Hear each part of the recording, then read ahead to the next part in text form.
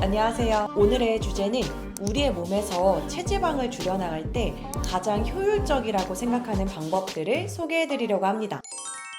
본론에 들어가기 앞서서 저의 경험을 짧게 설명드리면, 저는 여러 번의 다이어트를 하면서 저의 뱃살이 껍데기만 남을 정도로 다이어트를 했던 적도 있고요. 잘못된 방법의 다이어트 부작용으로 짧은 시간 안에 급격하게 몸이 불어났던 적도 있습니다. 이렇게 시행착오를 겪으면서 얻은 가장 효율적으로 체지방을 관리할 수 있는 방법을 소개해드리겠습니다. 첫 번째 방법은 인터벌 유산소 트레이닝입니다. 유산소 운동은 힘들고 지겨운 순간이 많기 때문에 저는 다이어트를 할 때 여러 가지 방법의 유산소 운동을 시도했었는데요. 트레드밀에서 경보처럼 걸어보기도 하고 뛰어보기도 하고 자전거도 타고 스태퍼도 타고 점핑 다이어트라는 곳에서 등록을 해서 점핑도 해보고 천국의 계단을 타보는 등 우리나라에 있는 유산소라는 종류로 분류된 운동은 거의 다 해본 것 같습니다. 그런데 이런 다양한 유산소 운동을 할 때 한 번 재미삼아서 하는 것은 힘들지 않은데, 다이어트를 목적으로 일정 기간 이상 꾸준히 지속적으로 유산소 운동을 하는 것은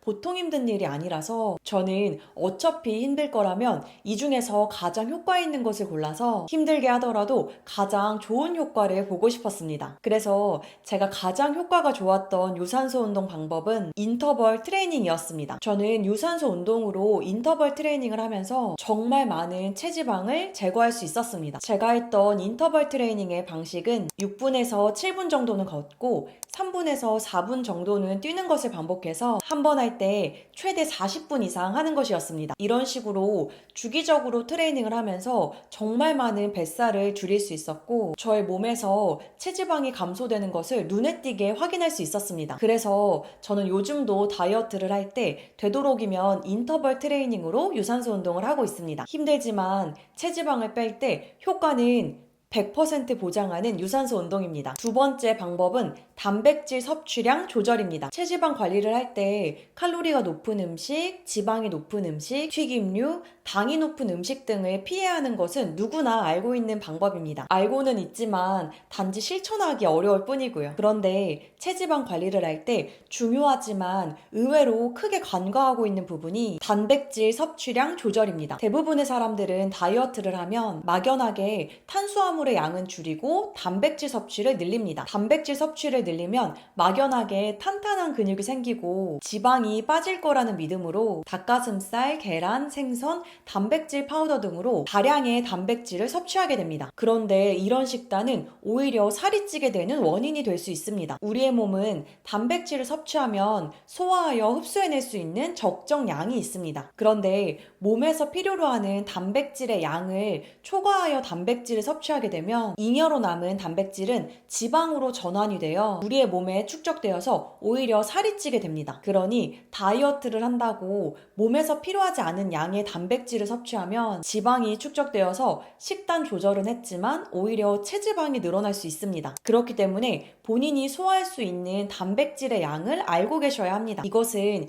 개인의 체질, 운동량, 활동량 등 다양한 요소에 따라서 개인마다 다릅니다. 그래서 참고하기 위해서 말씀을 드리면, 저는 한 끼에 30g의 양이 넘는 프로틴을 섭취하지 않습니다. 이것은 단백질의 무게인 30g이 아니라 영양성분표에 적혀있는 프로틴 함량 30g입니다. 저도 여러 번의 시행착오를 겪으면서 제 몸에 맞는 단백질 양을 체크했는데, 제 몸은 한 끼에 30g이 넘는 단백질을 섭취하면 소화가 잘 안 되는 더부룩함의 느낌도 있고 장에 가스도 잘 차는 등의 느낌이 와서 한 끼당 30g 미만의 프로틴을 섭취하고 있습니다. 이는 개인마다 차이가 있으니 참고만 하시고 본인의 몸에 맞는 적정량의 단백질 양을 찾는 것을 추천드립니다. 세 번째 방법은 대근육 운동입니다. 저는 체지방 관리를 할 때 유산소 운동보다 더 중요하게 생각하는 것은 대근육 운동입니다. 대근육 운동이란 팔이나 어깨처럼 근육이 작은 부위가 아닌 엉덩이, 다리 등같이 크고 넓게 근육이 분포되어 있는 부위를 운동하는 것을 말합니다. 그 이유는 대근육 운동을 할 때 운동을 하는 동시에 에너지를 소모하여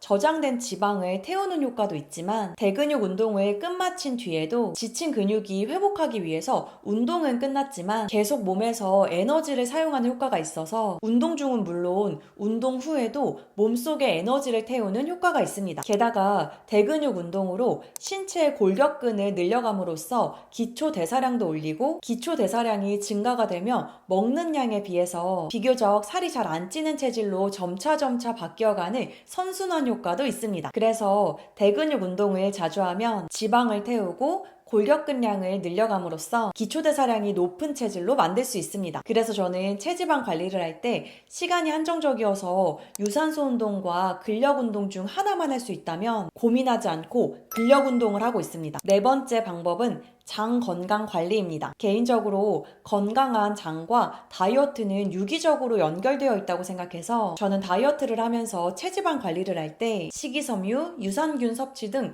장 건강 관리에 신경을 기울이고 있습니다. 실제로 제가 하고 있는 루틴으로 예를 들면 저는 하루에 한 끼는 식이섬유가 풍부한 오트밀을 섭취하고 있고요. 식사를 할 때 식이섬유와 무기질이 풍부한 다양한 채소를 추가하여 식단을 구성하여 먹고 있습니다. 그리고 기상 직후에 꼭 지키는 루틴은 공복에 유산균을 섭취하고 있습니다. 저의 채널에 있는 브이로그 영상들을 보신 분들은 아시겠지만 대부분의 브이로그 영상의 시작은 기상 직후에 유산균을 섭취하는 장면입니다.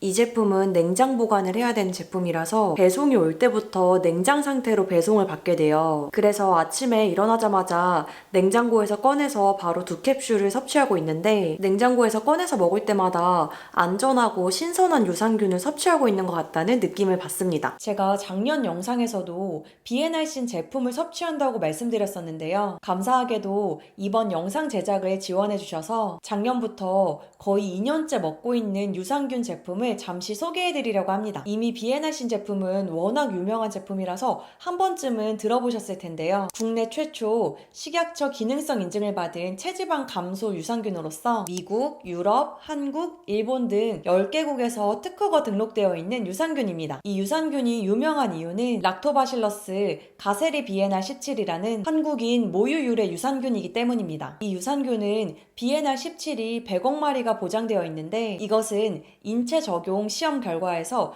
체중 감소, 체질량 지수 감소, 허리둘레 감소, 복부 내장지방 감소 등 체지방 감소에 도움을 줄 수 있음을 확인한 유산균이기 때문에 체지방 감소뿐 아니라 장 건강 관리까지 동시에 케어가 가능합니다. 그래서 다이어트를 하기도 하고 장 건강 관리에 신경을 쓰고 있는 저에게는 딱 필요한 유산균이라고 생각해서 장기 복용 중이고 이제는 습관이 되어서 아침 기상 직후에 기계적으로 하루에 2캡슐씩 꾸준히 복용하고 있습니다. 마지막 방법은 숙면입니다. 저는 수면의 깊이, 수면의 질에 따라서 다이어트 효과가 현저하게 다르다고 생각합니다. 실제로 여러 연구 논문에서도 참고할 수 있는 결과들이 있습니다. 어느 집단을 비교 실험했는데 7시간 이상 충분한 수면을 취한 사람에 비해서 5시간 이하로 잠을 잔 집단이 비만이 될 확률이 25%나 증가한다는 연구 결과도 있습니다. 그리고 실제로 수면 시간이 부족하면 식욕을 억제하는 호르몬은 감소하고 식욕을 증가시키는 호르몬은 증가된다고 합니다. 그렇다고 잠을 많이 자면 잘수록 좋은 건 아니고 하루에 7시간에서 8시간의 수면을 취하는 것이 좋다고 합니다. 여기에 덧붙여서 저의 개인적인 생각으로는 수면의 시간, 즉 양적인 부분도 중요하지만 수면의 깊이, 즉 질적인 부분이 더 중요하다고 생각합니다. 쉽게 말해서 깊고 질 좋은 수면을 해야 몸에서 좋은 호르몬이 나와서 다이어트 효과뿐 아니라 건강한 라이프를 즐길 수 있다고 생각합니다. 그래서 저는 깊은 잠에 들기 위해서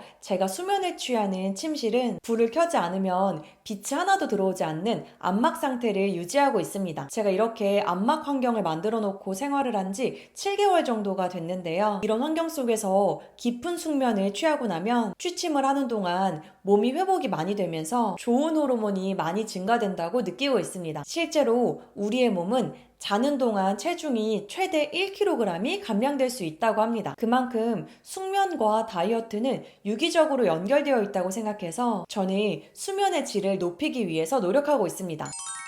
위와 같이 설명드린 5가지 방법을 통해서 저는 일상생활 속에서 체지방 관리를 하고 있고요. 이런 다양한 방법들을 병행하다 보면 하루아침에 체지방이나 복부둘레가 급격하게 줄어들진 않지만 한 달, 2달 실천하다 보면 어느새 눈에 띌 정도로 본인의 복부둘레가 줄어들어 있고 몸의 전체적인 체지방이 줄어든 것을 확인할 수 있으실 거라 생각합니다. 저 또한 하루하루 보면 변화가 잘 보이지 않는데 일주일, 2주일마다 한 번씩 복부둘레를 측정해보면 작은 변화들이 쌓여서 큰 변화를 보고 있습니다. 어느 방법으로 관리를 하든 가장 전제가 되어야 하는 사항은 꾸준함이라고 생각합니다. 이제 새해가 시작되면서 많은 분들이 다이어트를 결심하는 시기인데요. 오늘 말씀드린 방법으로 차근차근 나아가다 보면 좋은 결과를 보실 수 있을 거라고 생각합니다. 오늘의 영상은 여기까지입니다. 오늘도 저의 영상을 시청해주셔서 감사합니다.